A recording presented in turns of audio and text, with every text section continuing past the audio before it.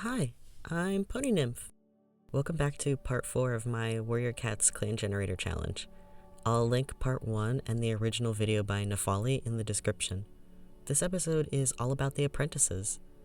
These are the little paws that Heatherleg and Egretleg are in charge of. Before we get started, I want to talk about something. So if you just want the speed draws, skip to the timestamp shown. I want to mention Sunnyfall's video on gender and warrior cats. I think they did a phenomenal job, and any summary I try to give won't live up to the video, but it discusses how societal views on gender has negatively impacted warrior cats and the characters in the series. I think it's important to talk about things like this. I love warrior cats, and have for a very long time, but the community has changed a lot. I think this is good. It's important to critique what you enjoy. It allows the medium to change with the fans. I encourage any fan of the series to check the video out. It helped explain some things in the books I didn't like, but couldn't figure out exactly what was going on. I'm not sure if I've perpetuated any of the problems talked about in the video in terms of Cicelyclan. If you think I have, let me know. I'm absolutely open to constructive criticism. I want the fandom to be a welcoming creative outlet. I look forward to seeing what you all come up with. And with that, let's get started. We're starting with Whitepaw, a short-haired white cat with yellow eyes. She is one of Garlic Stream's kits, being born alongside Waxpaw. Whitepaw is friendly, but immensely shy. She is very quiet, prefers to hover near other cats, and likes to help out where she can. Whitepaw doesn't remember Cicelyclan before the green cough wave. She can remember her father being around for a bit, and she really missed him when he stopped visiting. It wasn't until recently that she started to understand why she hasn't seen him since. She and her brother were raised by Garlic Stream and Uncle Shervulfer. Shervulfer was something between a brother and a father, and it was nice to have him around. White Kit loved when he would bring back some flowers for her and her brother to play with. While they grew up, Garlic Stream taught her and Wax Kit about the plants around them. They learned about the bugs that visited these flowers, which bugs hurt the flowers, and what bugs looked scary but were actually helpful. They were playfully quizzed on which flowers Shervulfer had rubbed up against when he came back with food. White Kit and Wax Kit were starting to get good at identifying flower smells. At one point, they started to catch on which flowers seemed common near certain prey. White Kit and Wax Kit were comfortable in the grass, although they were really confused about the other supposed cats in the area. Garlic Stream and Shervulfer talked about them a lot, and there seemed to be a lot of them, but White and Wax never saw them. They weren't allowed to meet them either, even though they supposedly lived with them. White Kit wasn't sure if these unseen strangers were even real. They sounded like stories Garlic Stream and Shervulfer were making up to get them to behave, but they also seemed too eager to see these cats for them to be totally made up. White Kit wondered what these cats looked like. Garlic Stream said some of them were her family, so they would look like they did, but others had fur colors White Kit didn't know was possible. She asked if she would ever meet them. One day, she did. After moons of living in the tall grass, a strange cat visited and told them they could come back home. White Kit and her brother were really scared. This patch of grass was their home. They had spent their whole life here, and now they were moving in with a stranger. When they got to Cicelyclan camp, they were overwhelmed. Their group of 4 had suddenly gained 16 more cats. White Kit couldn't believe they were automatically expected to trust these cats that she had never met before. She knew they lived nearby from the pollen still clinging to their fur, but she was scared. When Uncle Shervulfer made her and her brother apprentices, she had no idea what to expect, and everything was changing so fast. She was spending an unprecedented amount of time away from her mother and uncle. She was expected to sleep next to strangers. The first few nights were tense and restless. She eventually started to warm up to everyone. Sandpaw helped her get used to the camp and introduced her to some of the cats.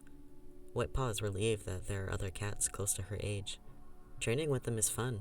She really likes Rookpaw and Sandpaw, and she's sleeping a lot better now that she knows a few friendly faces in the den. Whitepaw is starting to show good problem-solving skills in her training. Her mentors are trying to push her with logic puzzles to test her limits, and so far she's doing good. She loves learning about Cicelyclan's history, although it's really confusing. Rookpaw's grandfather helps them study sometimes, and he has been acting as a tutor for them. Whitepaw doesn't know what her future looks like, but she's starting to get excited about it. Whitepaw is currently 6 moons old, one of the newest apprentices in Cicelyclan.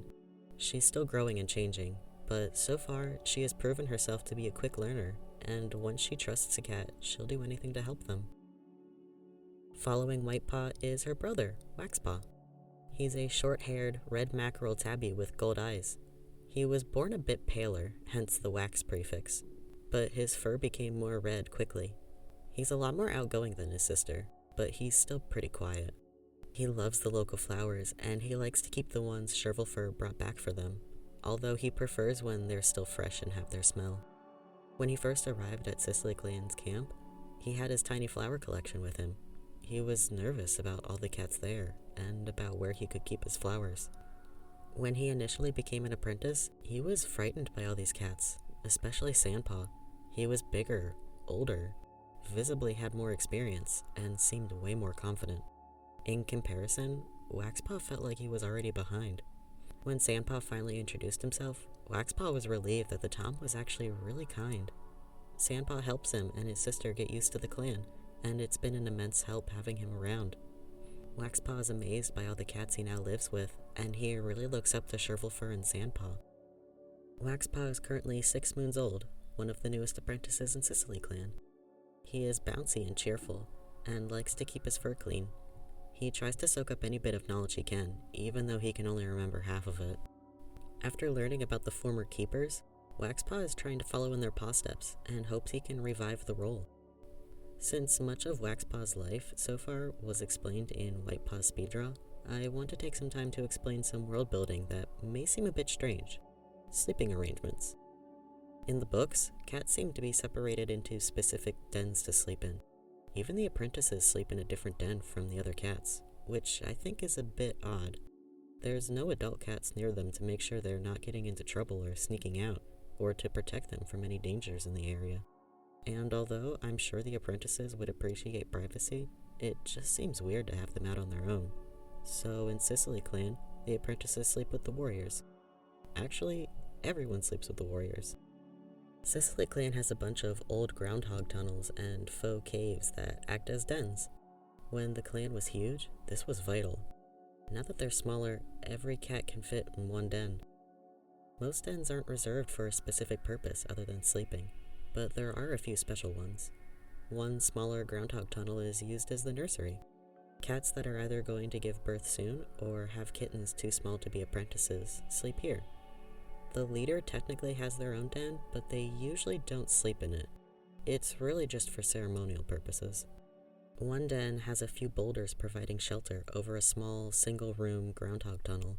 This is used as the healer's den, which is rarely slept in unless a cat is too injured or sick to be sleeping with the rest of the clan. So while there may be multiple dens in Cicelyclan, not all of them may be in use, as the clan usually sleeps together when possible. If there is a single cat that has to sleep alone, like only one mother in the nursery, or one sick cat, at least one cat will sleep in the den with them, a healer or family member usually volunteering.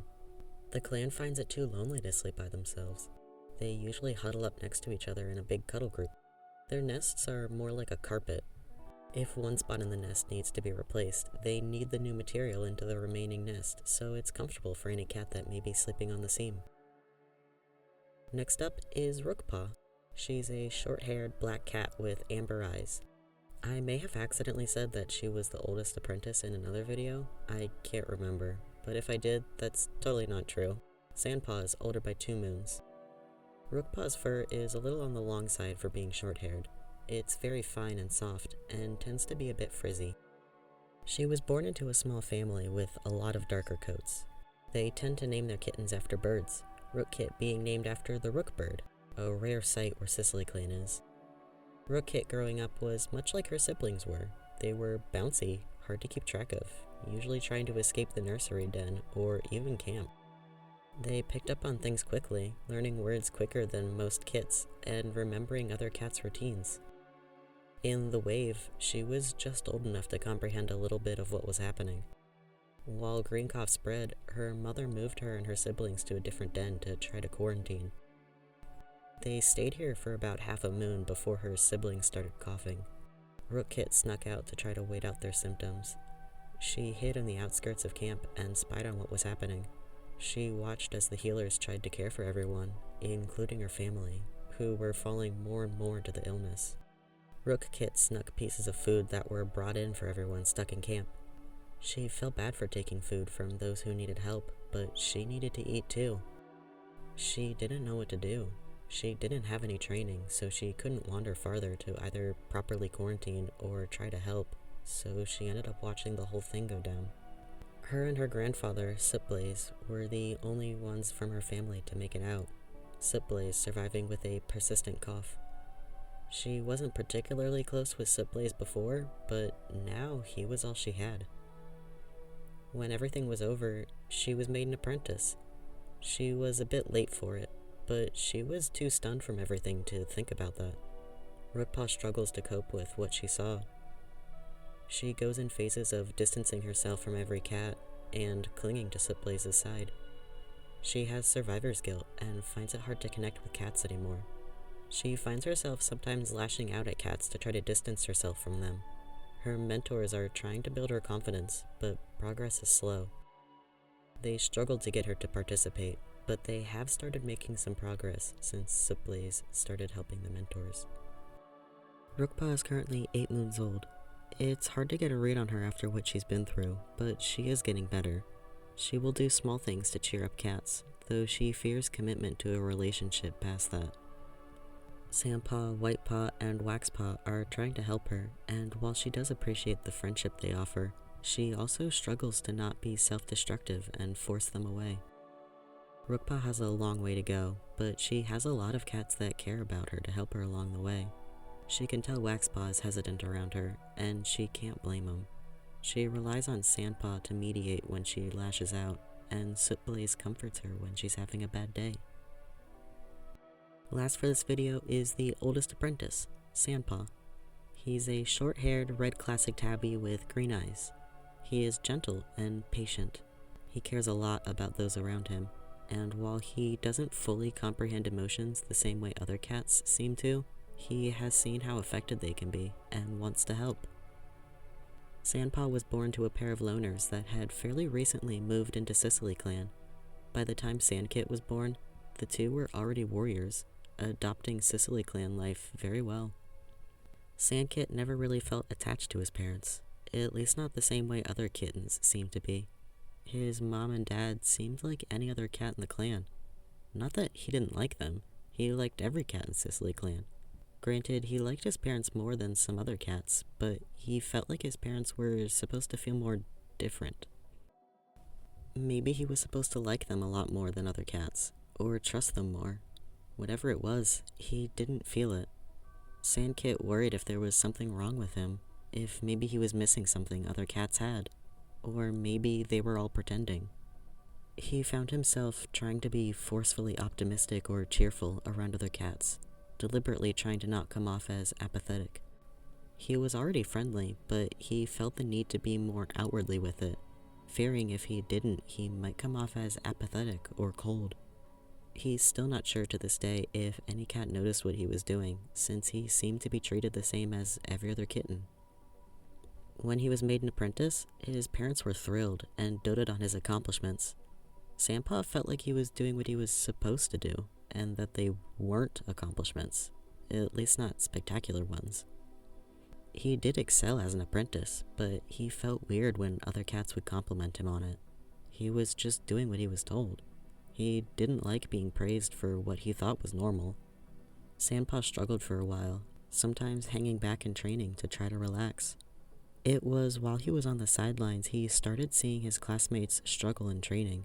He watched and assessed what they were doing wrong, and he started to help them get better. It made him proud when a cat got better after he helped them. Sandpaw started to really enjoy helping others, and he would go out of his way to hone a skill so that he could teach it to someone else. It gave him peace of mind to know that what he was doing was giving another cat confidence and making them a better apprentice. It was just a couple moons into his apprenticeship when the mentors heard about the green cough. They sent him off to quarantine away from camp. Sandpaw found a small, abandoned groundhog tunnel and made a temporary den in it. He was able to hunt on his own, and honestly did just fine. He worried about the other cats though. He had been told not to seek out other clanmates in case they were sick, which worried him. He had been the reason a lot of his fellow apprentices were thriving. If he wasn't there to help them, he wasn't sure how they would do. When Egretleg found him and told him it was time to come back, he knew something must have gone very wrong. Egretleg wasn't one of his mentors. If she had come to get him, then his mentors must be gone. When he got back to camp, he realized it was even worse than he had suspected. The apprentices he knew were all gone. He was the last one left. His parents were gone. A lot of cats he didn't even get the chance to meet were gone. He was stunned. When Rookpaw, Whitepaw, and Waxpaw were made apprentices, Sandpaw was determined to speed up their training. He knew they would be behind. He saw how affected every cat was, and he did his best to console and comfort his classmates. He wants to support the cats in his clan. He's not even thinking about his future right now, only helping the cats he can now. Sandpaw is currently 10 moons old. He's due for his warrior ceremony in a few moons, and he could probably pass the way he is now, but he feels responsible for helping Rookpaw, Whitepaw, and Waxpaw. Dace and Egretleg have talked to him about being a mentor when he becomes a warrior. He would have already done the pause on training for it, and it's what he's good at and enjoys. Sandpaw is a lot less stressed about graduating, with the potential for him to keep helping in the future. He does hope to perfect a few more skills first, though. And that's all the apprentices. The next video will be the queens, which have even less cats. I'm thinking of doing a future video where I randomly generate their litters. The perchance generator used for Cicelyclan already has a generator by the same creator that makes kittens based on 2 parents, so that would be awesome to see what the queens get. I really hope the generator for the parents based on a kitten gets made soon, so I can start making some of Cicelyclan's history. I'd love to trace back all the cats on the painted wall in Blackstar's den. Let me know if any of you have tried any other generators. I've seen some Wobble Dog perchance generators, and those look really fun. Let me know what your favorites are. I hope you all enjoyed, and I'll see you in the next video. Bye!